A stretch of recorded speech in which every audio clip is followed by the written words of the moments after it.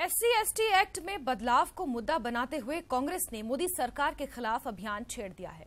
वहीं सरकार के अंदर भी इसके खिलाफ आवाज उठने लगी है। केंद्र सरकार पर दबाव बढ़ रहा है।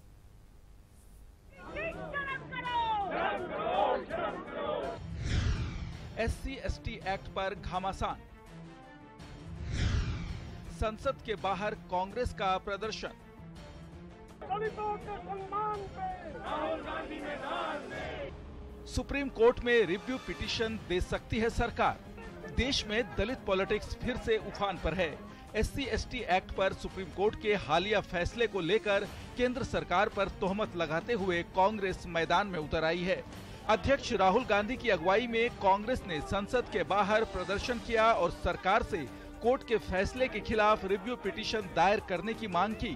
दलितों के सम्मान पे राहुल गांधी मैदान में। SC/ST दलित के अधिकार को गंभीरता पूर्वक नहीं ले रहे। गंभीरता से काम पहले करते तो SC/ST के अधिकार के पक्ष में सुप्रीम कोर्ट की रूलिंग आती।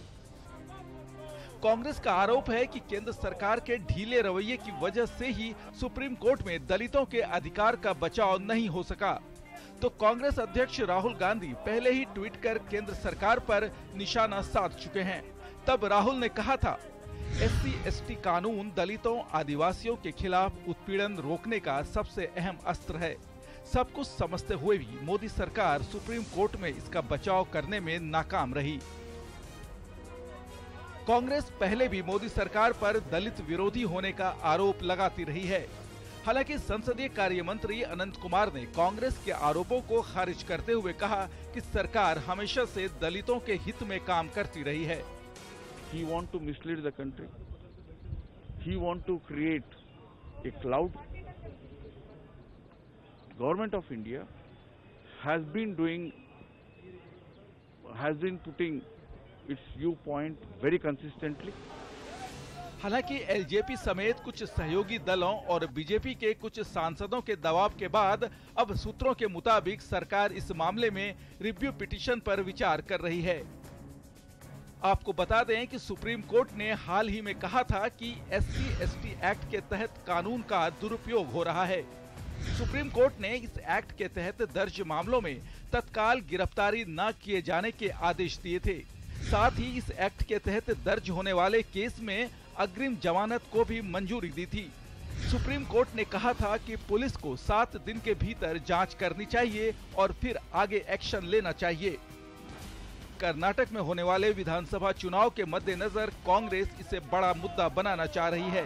वहीं पहले से ही नाराज चल रहे सहयोगियों के बढ़ते दबाव से केंद्र सरकार की भी चिंता बढ़ी है। Bureau report, news 18 network.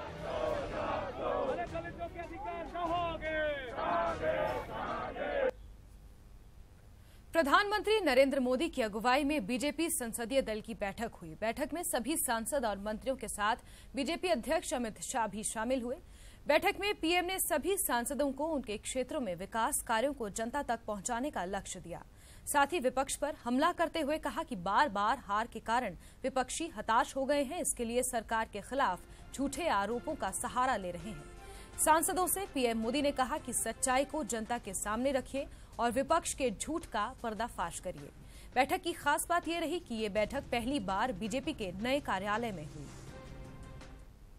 प्रधानमंत्री नरेंद्र मोदी जी ने आज इस कार्यालय में सभी सांसदों का स्वागत करते हुए, हमारी पार्टी अलग है, किसी के घर से नहीं चलती, तो पार्टी कार्यालय से चलती है, भारतीय जनता पार्टी के कार्य संस्कृति का ये हिस्सा है। ये भी कहा क्योंकि विपक्ष हताश है, निराश है, चुनाव के बाद चुनाव हार रहा है और इसलिए वो झूठ फैलाने की कोशिश कर रहा है।